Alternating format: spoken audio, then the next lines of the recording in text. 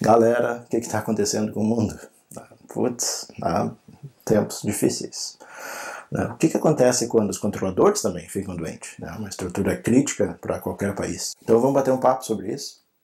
Isso está acontecendo agora nos Estados Unidos. Eu quero mostrar para vocês tecnicamente a repercussão de quando os controladores ficam doentes, eles têm que fechar completamente, né, o lugar onde eles estão trabalhando.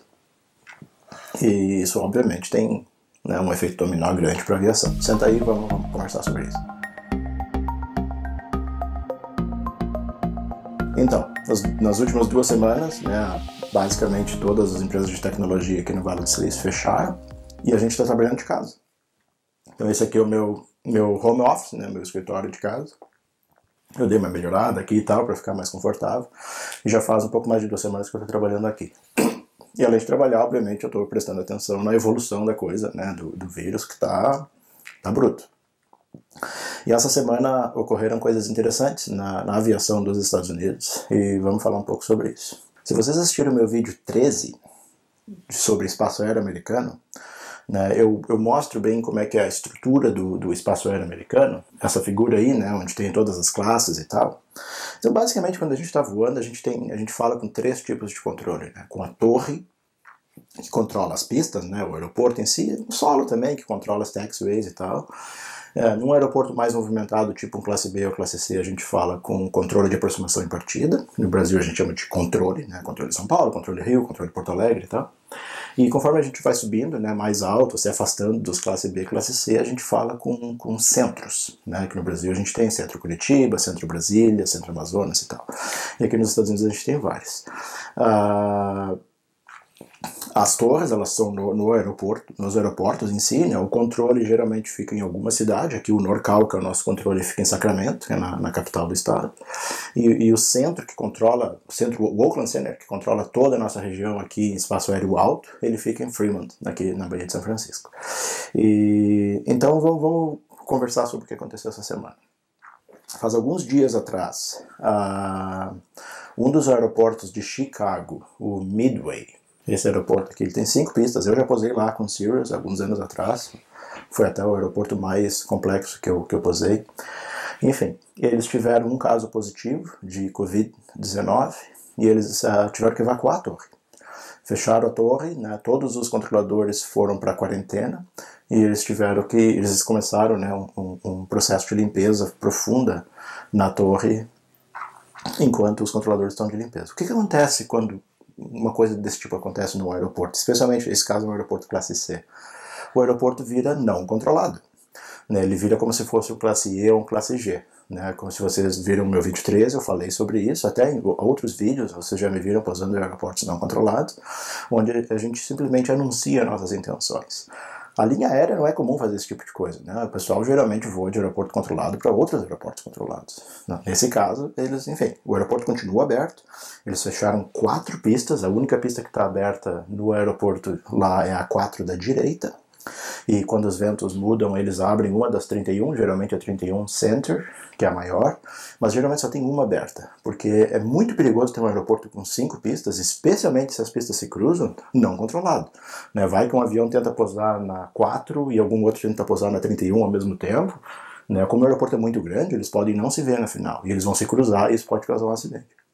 Então tem o NOTAM, tem vários NOTAM, como vocês podem ver, fechando 4 das 5 pistas. E ele vai ficar fechado por um tempo agora, porque os controladores estão todos em quarentenas. E treinar um controlador para operar um aeroporto desse tamanho não é uma coisa que a gente se treina do dia para a noite, né? Anteontem, ou alguns dias atrás, um pouco depois do Midway, mesma coisa aconteceu com o Aeroporto Internacional de Las Vegas, o McCarran, né, que é um aeroporto classe B, extremamente movimentado. É a mesma coisa, foi um Covid-19 testado positivo e fechou, né? Todo mundo foi para quarentena, fechou a torre do aeroporto. E eles, nesse caso aqui, como as pistas não se cruzam, eles fecharam 2 pistas, a 1:19, as duas, da direita e da esquerda, e eles mantiveram abertas as 26, né, as 08 e 26, as duas, né, da esquerda e a da direita, e está operando também não controlado. Então, se vocês escutarem o controle de tráfego aéreo lá, vocês podem perceber que os aviões estão anunciando as intenções. Tipo, Southwest, 123, 8 milhas final, vou pousar na 26 à direita, por exemplo. E porque não tem torre, né? Taxiar também não tem controle, eles simplesmente anunciam, né? Southwest, 123, vai taxiar do portão tal, pela taxiway Alpha, Charlie, Bravo, whatever, né, pra cabeceira tal, vou decolar, vou fazer a curva esquerda depois de decolar e tal. Tipo, né, eles têm que anunciar exatamente da maneira como a gente anuncia quando eu vou pra Tracy, por exemplo. Uma diferença aqui, esse aeroporto é enorme. Há 1 ou 2 dias atrás, a mesma coisa aconteceu com o aeroporto JFK, o John Kennedy em Nova York, que é o aeroporto mais movimentado de Nova York, um dos mais movimentados do mundo. Nesse caso aqui, eles tiveram que fechar a torre, mas não sei exatamente o que aconteceu, não todos os controladores ficaram de quarentena. Só que a torre em si foi fechada para limpeza profunda. Então eles montaram uma torre temporária no pátio em algum lugar, mesmo sem radar, sem toda a estrutura que eles normalmente têm, radar de solo e tal, e o aeroporto continua sendo controlado. Eu não sei exatamente os detalhes da operação, eu vejo o pessoal, eu estou num grupo de controladores, o pessoal comentando que é uma operação mais precária, né, eles conseguem manusear bem menos tráfego, mas pelo menos o aeroporto continua controlado e eles conseguem ainda operar todas as pistas, se eu não me engano. Então, uma torre de um aeroporto controlado fechar é um problema, né, porque, enfim, o aeroporto vira não controlado, as linhas aéreas não estão acostumadas com esse tipo de coisa, mas não é um troço de outro mundo. O aeroporto em si não fecha. A capacidade provavelmente diminui, né, nos aeroportos grandes, provavelmente eles não vão operar 40, 50 operações por hora, vão operar bem menos, mas eles continuam operando. Se um controle de aproximação ou partida fecha, aí a coisa é um pouco diferente. Mas também não é um grande problema, porque o centro, eles têm a capacidade técnica de tomar o controle do controle de aproximação e partida. Então, por exemplo, se o NorCal aqui fechasse, e o Oakland Center, que é o que controla o espaço aéreo superior, eles poderiam controlar o espaço aéreo inferior, que é o que o NorCal controla, e emitir autorização de aproximação por instrumentos e partida e tal. Então, é um problema do ponto de vista de capacidade, eles não poderiam operar com uma separação de 3 milhas, eles teriam que aumentar a separação para 5, 8 ou 10, mas continuam operando. Né, como vocês podem ver nessa foto, né, o pessoal trabalha um do ladinho do outro. Eu já visitei o NorCal aqui, eu acho que essa foto é de SoCal, que é o Southern California, em Los Angeles, mas enfim, todos eles mais ou menos são iguais, né? Um monte de gente trabalhando um do lado do outro, e eles revezam esses terminais, né, que a gente chama de scope em inglês. Então, geralmente um controlador trabalha ali meia hora, aí o próximo vem, né, faz o próximo turno ali, eles ficam revezando. Então é muita gente tocando a mesma coisa, né, teclado, mouse, microfone e tal. Então, é um lugar complexo de contaminação, né? É muito fácil as pessoas se cross-contaminarem entre elas ali. Então, por isso que quando fecha um centro desse, fecha tudo, né? Até hoje, no momento que eu estou gravando esse vídeo, sábado, dia 21 de março, nenhum centro de controle de partida fechou. Porém, indo para o espaço aéreo superior, como eu falei antes, a gente tem os centros. Se o centro fecha, não tem muito backup para isso.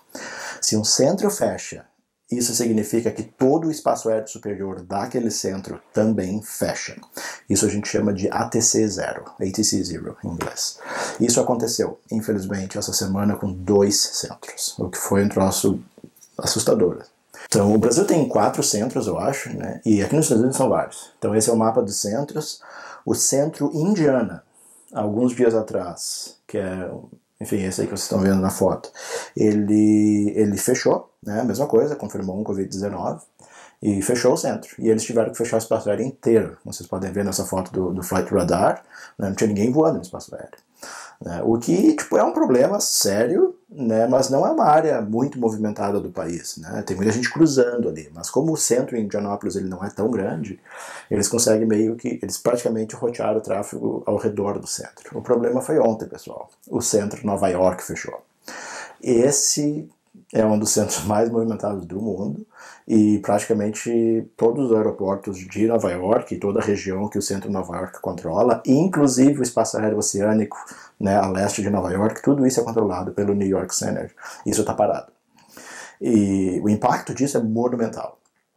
Eu imagino que o Indianapolis Center, a FAA, provavelmente consegue viver sem, mas o New York Center é impensável. né? Vamos colocar em cima disso o fato de que Nova York é o epicentro, né, do vírus aqui nos Estados Unidos, com mais de 10 mil casos confirmados. Então a necessidade de voos médicos e carga para essa região é muito, muito alta, né? Mesmo que tenham cada vez menos passageiros voando, a quantidade de voos de cargas e voos médicos continua operando normalmente. Então é inaceitável um espaço aéreo dessa proporção, né, do New York Center ficar fechado por muito tempo. No momento que eu estou gravando esse vídeo, ainda não anunciaram as medidas de contingência, mas eu imagino, eu espero pelo menos que a FAA resolva isso de alguma forma, né, porque esse espaço aéreo não pode ficar fechado. Então é isso, galera. O negócio está chegando perto, é uma crise mundial, né, não dá para ignorar. Né, aí no Brasil está começando, né, o Brasil está um pouco atrás da curva, né, dos outros países, a gente está com 25 mil casos confirmados aqui nos Estados Unidos e crescendo exponencialmente. Então, galera, fiquem em casa. É o melhor que vocês podem fazer, né, para não espalhar a coisa ainda mais. E em algum momento vocês vão começar a notar a repercussão desse vírus em toda a economia, né? Enfim, desemprego, controle de tráfego aéreo, linha aérea, né, indo à falência, várias empresas pequenas indo à falência, enfim, é incalculável, né, todas as ramificações, né, que está acontecendo e de uma forma extremamente rápida. Então é isso aí, galera. Eu estou trancado em casa, a gente sai no máximo para comprar comida, a gente compra o suficiente para ficar mais 1, 2 semanas em casa sem sair, as crianças estão em casa. Mas, enfim, vamos levando e, por favor, né, colaborem. Eu acho que é o melhor que a gente pode fazer agora é colaborar para a gente sair dessa. A gente vai sair dessa, não tem dúvida nenhuma, mas a gente tem que ser responsável, né? Não dá para ser egoísta e, não é comigo, é com todo mundo. Quero agradecer ao meu filhote aqui, que é o meu cameraman hoje, está operando a câmera. E a gente está tudo trancado em casa, então a gente tem que, enfim, né, usar os filhos para ajudar a fazer os nossos vídeos e continuar gravando. Então, tchau, tchau para os amigos do Brasil. Tchau. Tchau, tchau, um abraço, deixa o nosso like aí, se inscreve no canal, essas coisas aí que todo mundo pede, eu sempre esqueço. Bye, bye, tchau, tchau. Tchau.